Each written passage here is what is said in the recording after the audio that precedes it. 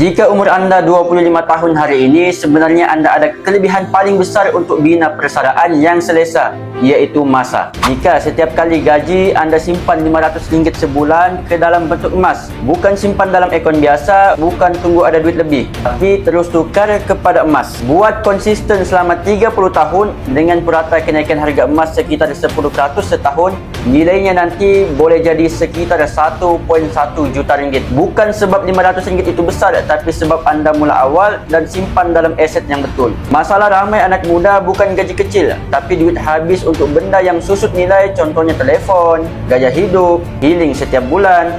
Kalau RM500 sebulan itu masuk dalam emas, anda sedang bina dana persaraan, bukan sekadar simpan duit. Usia 25 adalah masa terbaik bina asas supaya umur 55 nanti anda ada pilihan, bukan terpaksa terus bekerja. Bagi anda yang nak saya bantu mulakan simpanan emas di Public Gold dan jadikan sebagai dana persaraan yang selesa, boleh terus klik link di bio ataupun rujuk pin video yang saya sediakan. Saya bantu sebaiknya cara dan langkah mudah simpan emas di Public Gold.